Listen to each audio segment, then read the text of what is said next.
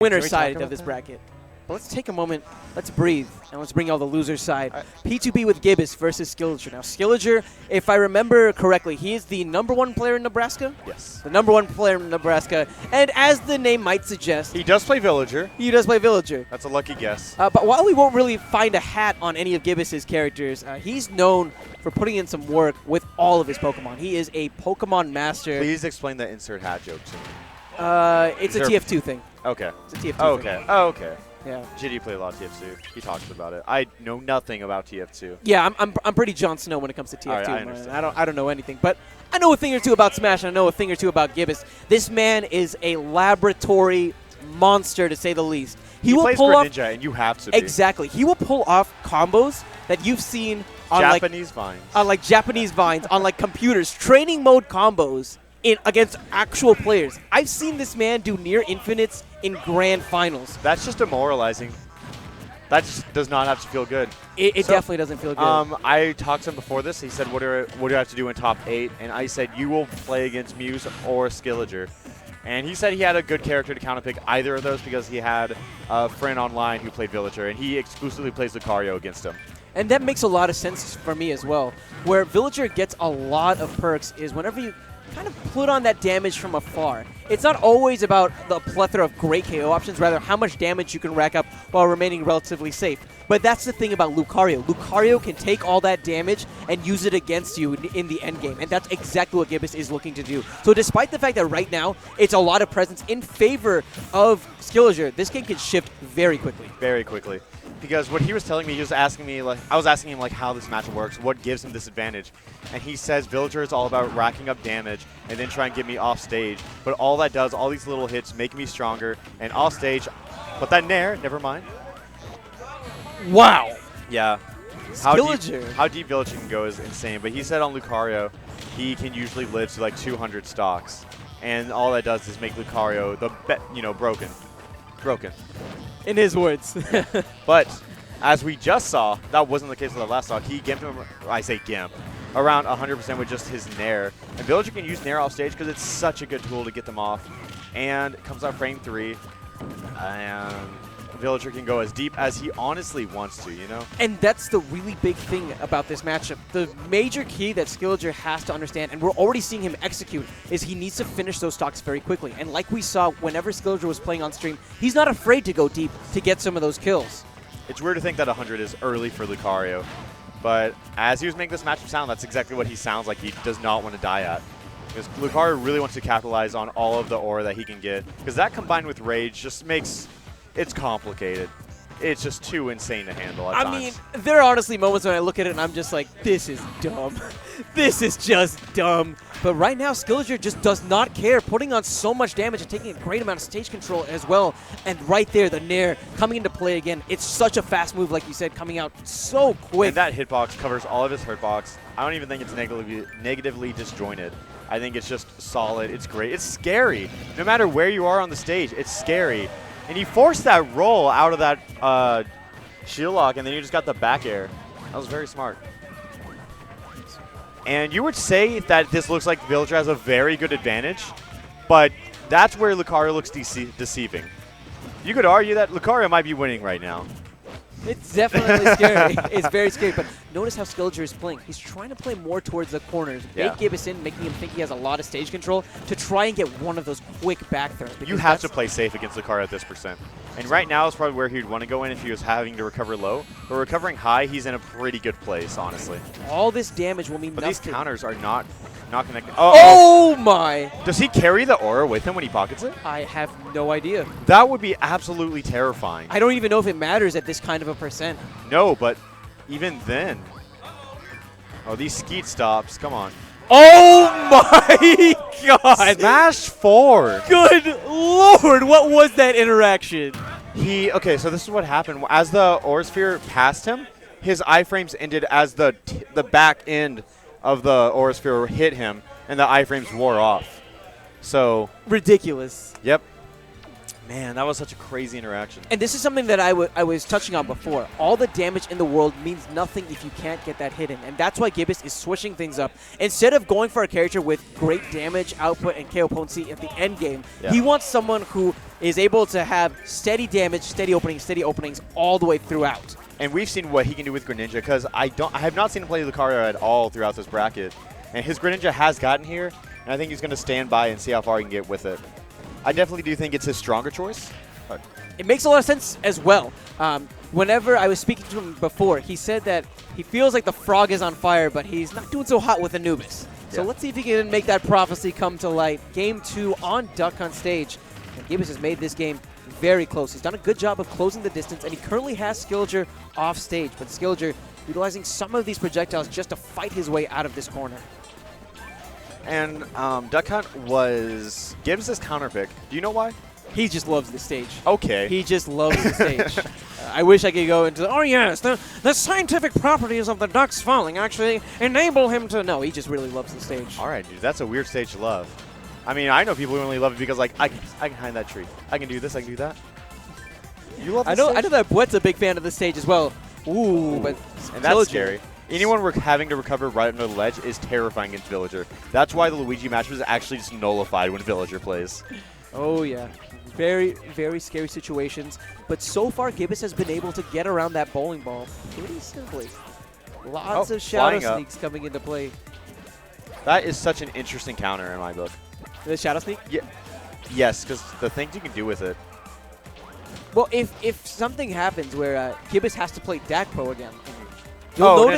I mean his down B. Oh, the down B. Yes. Yeah. Okay. Just does how you can direction it. Oh, but the shadow sneak, getting out of all the moves, you can, as you were saying, he can get out of zero suit up B. Yeah. He can get out a lot of multi-hitting moves with that shadow sneak. And almost every Bayonetta combo she has. Precisely. Yes, if him and Aerolink do have to play later in bracket, I would love to see how much he just nullifies the character. Well, he's going to have to get there first, and it's looking very tough. This Villager main from Nebraska is showcasing exactly why he's the best player in their state. Gibus knows that he needs to take the stock out quickly. He has all the percent build up. Right, he had the right idea going for the up smash as well. Just didn't account for that aerial drift that Villager has. It's crazy. Villager has so many good stats and properties just on its character. Outside of like ground speed, the character just has so much going for it. It's a little insane. It's kind of... It really is a little insane, isn't it? Yes. We saw G3, and we saw how daunting Renai was as a figure. I don't know if the United States has ever seen a Villager play on that level, but even though Skillager has lost his stock here, he's definitely putting a very good case in for this character's viability. The craziest thing to me is how people really underrate Villager, because I feel like Pikachu is one of those characters that everyone puts like top 5 on tier list, but there's only one person truly representing it. But Villager has so many, like, outside of Renai, like, there are so many up-and-coming Villagers, especially. Like, even though MJG didn't place as well as we expected, he is definitely a threat to this tournament. We thought threat to top 4, and Skillager is obviously not someone to sleep on either. I agree completely. He's just done a good job creating a little bit of separation in the early game so he can just put on as much damage from afar. And for Gibus, like we said, it's going to be about closing that distance, getting some of those grabs so he can start getting damage of his own. But he hasn't found a way around the wall, and so Skillager is still kind of nursing this lead that he's had. And what really put Greninja behind at the beginning was Villager stuck around the 100 to 120% area for so long and just allowed Villager attack on percent with that remaining stock. And put him at such a deficit right now, but he's really closing that gap with just playing this neutral and so precise. With Villager, when he wants to play safe, he will play as lame as he possibly can. Oh yeah, Villager is not afraid to go and just basically play as defensively and reactionary as they possibly can, because they know that that's like one of the ways that they can just get a lot of damage for free. Gibus finally starting to find some openings, gets a great smash as well. Yeah, he baited out the air dodge to get that. And as you can tell, Skillager is just spamming the air dodge as soon as he gets up in the air, even if Gibus is not remotely close to him. So I feel like if he can adapt to it and start punishing the air dodge, that will possibly win him the set and move him on. But it's so subjective right now. We just have to see how he can play through this. Skillager recognizing the back throw with the kill, but the bowling ball is definitely going to do it. That match was approaching the final minute, and Skillager just said, enough's enough. Pops You've the never trigger. heard a Villager say that. I know, until now. What a big day for Nebraska. What a big day. What a big day for Nebraska. This is a state that a lot of folks don't really know a whole lot about, so it's great to see some folks like Low Tier Legends who came out to this tournament, decided to stream a bit here and there, and they're definitely showcasing why their state is not to be slept on. Skillager now a game away from eliminating one of DFW's finest players. Yes, and a 3-0 especially. We're seeing all 3-0s through top 8. I could have predicted, I guess, so many 3-0s, but I know that Gibus is one of those players who definitely can make some upsets and turn some heads. He just needs to find those openings. But again, Skillager has done a good job of making it so that he's taking a little bit, he's getting this damage here, getting this damage there, and then being able to retreat relatively safely. And that's really preventing Gibus from closing the gap the way that he'd like to. And the thing with like DFW is that you guys have so many good characters, or so many good players who play so obscure characters. So as a whole, your crew battle would be terrifying. People would not know how to deal with this. Oh yeah, but one of the characters that's notably missing is Villager. The only player that comes to mind is Gio, and he doesn't even really main Villager. It's more of a secondary. That's with Rob. With correct, yes. His Rob, of course, being the primary, and the secondaries being Villager and Game & Watch. So Gibus learning on the fly here more than anything else. But this Skillager, I don't know how many Greninjas that Nebraska has, but he seems very content at just playing his game style more than anything else. Which, as I was like saying earlier, about even though Gibus might have the Villager experience, he does not have the Skillager experience. Precisely. So that can really come back to bite him if he doesn't understand what he's doing if it's differently than what he expects. Right there. A couple of punish opportunities that were a bit flubbed. To the moon he goes. Yeah. And let him sail among the stars. Really fortunate for Gibus to get around that bear. Has so much more knockback than that bear and would have certainly ended that stock if it had connected. Frog off stage at 111%, but Shadow sneaks his way back on, and Skillager has found the tables turned on him in this moment. I think the move is so hilarious when you can use it in moderation, because that is not a move you can spam even in the slightest. Not at all. But using it off stage, not offensively but defensively, can help, because it's hard to predict when you don't have any shadow behind you or below you or anything. But you can read that, and I just don't think he was expecting it, because I have not seen Gibus try to use that at all this game, and that really helps in his favor. Well, this game is definitely the game where he needs to pull out all the stops, and he's going to need to figure out what's left in his bag of magic tricks, down to a single stock. And a stock away from being eliminated from the tournament. Again to the moon he goes. That substitute is just so cute. It's so cute. It's just so cute. You know, my girlfriend actually has a plushie of that in her room. I need one. I've been seeing that, and I was like, I need that for forever. Oh, yeah. But now we're even stock. He just closed it out real quick. Yeah, Gibus needed that percent lead for forever as Yeah. well. He's never really had it. He's always been at least a stock behind, because he's just struggled with closing that first stock out.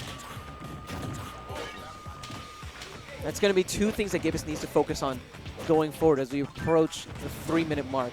How he's going to get around the walls that Skillager is laying out, and how he's going to close out the stock after the damage has been done. And he's doing the same thing that Skillager always has. He just wants to keep his distance and tack on percent until he can actually fully go in and be confident about it. And as history has shown, he does not feel that way up until Greninja's about 100%. Which, in this, it's just scary to be around that at Villager, because he can do so much to get you off stage, and even if you have the greatest recovery, he can still get you somehow. Now, I think what makes this Villager so difficult to play against is how he's mixing it up between hot and cold. There are times when he'll set up the wall and he'll say, okay, you come to me. But we've seen, especially when it comes to offstage play, he's not afraid to go in deep and finish off stocks very decisively. He is so good about putting on a wall, because it's more than just, oh, this is what I do, this is what I know I'm going to do. Oh! He's going to take it. And The 1-2 punch, dare into bear, and Skillager putting Nebraska on the map.